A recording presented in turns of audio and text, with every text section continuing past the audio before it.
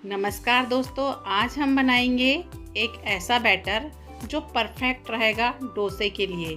ना डोसा कभी फटेगा ना टूटेगा, बिल्कुल क्रिस्पी और करारा बन के तैयार होगा, अंदर से सॉफ्ट और बाहर से क्रिस्पी। तो इस डोसे का बैटर परफेक्ट किस तरीके से बनाते हैं तो चलिए देखते हैं। मेजरमेंट कुछ इस तरीके से है। एक कटोरी मैंने यहाँ पे धुली हुई उड़द की दाल ली है, तो वही कटोरी में अरवा चावल यानी मोटे वाले रफली ये चावल का यूज़ किया है, तो वो मैंने लिया है 3 कटोरी। 1 कटोरी उड़द की धुली दाल है, तो 3 कटोरी यहाँ पे हमने चावल के लिए हैं। अब दोनों को पहले अच्छी तरीके से धुल लेंगे, क्योंकि इनमें थोड़े से कचरा या पाउडर टाइप का होता है, खौड़ा बोलते हैं जिसको, वो साफ़ हो जाएगा। इसलिए पहले हमने इसको 2 से 3 पानी धुल लिया है और फिर उसमें डाला है हमने 1 चम्मच से 1.5 चम्मच के बीच में यहाँ मेथी के दाने। मेथी के दाने से काफ़ी फ़र्क पड़ता है। एक तो जो इसकी तासीर बादी होती है वो बादापन कट जाता है, और दूसरा डोसा क्रिस्पी बनने में भी काफ़ी मदद मिलता है। अब मैंने यहाँ एक छोटी कटोरी भर के ली है चने की दाल। चने की दाल डालना ऑप्शनल है, ऑप्शनल नहीं बोल सकते, इसको डालना ज़रूरी ही है, क्योंकि इसमें भी अच्छा क्रंचीनेस आता है और अच्छा कलर आता है।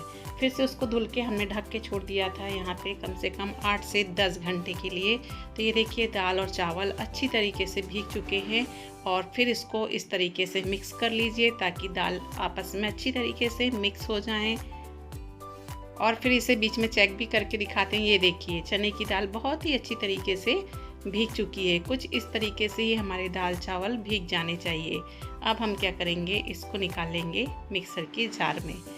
अब इसको पीसते समय भी ध्यान रखना है, हमें इसको पीसने के लिए ज़्यादा पानी नहीं डालना है, नहीं तो बैटर बिल्कुल लिक्विडी हो जाएगा, और कम डालेंगे तो बैटर बिल्कुल थिक हो जाएगा। इसलिए कितना डालेंगे, हमने इतने चावल लिए हैं, इसमें मात्र मैंने 3 से 4 घुट के करीब ही पानी डाला हुआ है। और इसको अब ढक करके इसको हम पीस लेंगे। अब पीसना कैसा है, ज़्यादा बिल्कुल फाइन नहीं पीसना है और ज़्यादा मोटा भी नहीं पीसना है, बस इतना पीस जाए। तो ये देखिए इसमें बबल्स आ रहे हैं, इस तरीके के बबल्स आना दिखना चालू हो जाए, इसका मतलब हमारा बैटर बहुत अच्छी तरीके से पिस चुका है। ना ज़्यादा बारीक पिसा है ना ज़्यादा मोटा पिसा हुआ है। और इसी तरीके से आप एक एक करके मैंने सारे बैचेस को पीस लिया था, और कुछ इतना हमारा बैटर बनके तैयार हो गया है। अब बैटर कई लोग ऐसे ही छोड़ देते हैं कि अब इसको फर्मेंटेशन के लिए रख देते हैं। ऐसा बिल्कुल नहीं करना है, क्योंकि अब हमने बैटर को पीस पीस के इकट्ठा किया हुआ है, तो कहीं में ज़्यादा लिक्विडी बैटर रहता है, कहीं में थिक बैटर रहता है। तो उसको लेवल में लाने के लिए उसको एक बार इस तरीके से अच्छे तरीके से इसको मिला लीजिए या मिक्स कर लीजिए, ताकि बैटर हमारा बिल्कुल एक सार बिल्कुल बन के तैयार हो जाए।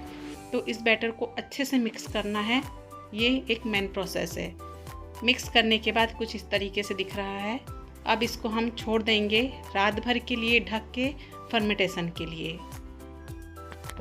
तो यहाँ 12 घंटे हो चुके हैं, और ये देखिए इसको खोलने के बाद अब इसको चम्मच से हम निकाल के देखेंगे तो कितनी मस्त जाली पड़ी हुई है। इस तरीके से फर्मेंट होना चाहिए हमारा बैटर।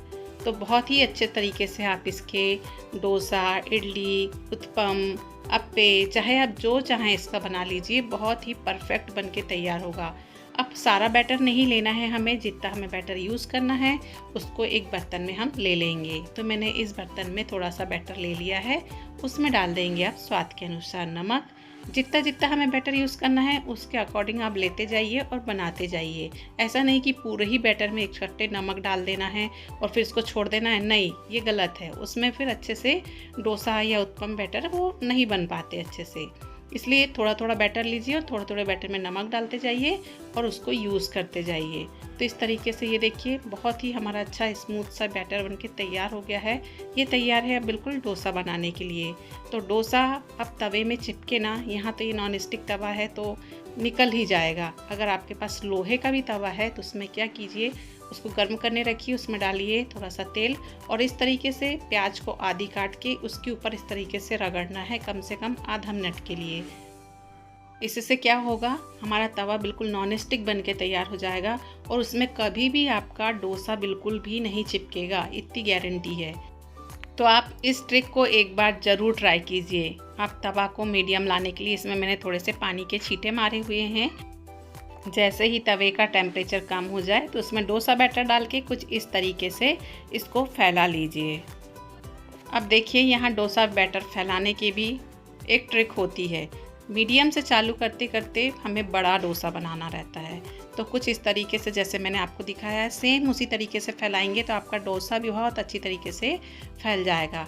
अब उसमें डाल देंगे ऑयल ताकि डोसा हमारा क्रिस्पी और करारा बन के तैयार हो। बस अब इसे मीडियम टू लो फ्लेम पे सिकने दीजिए।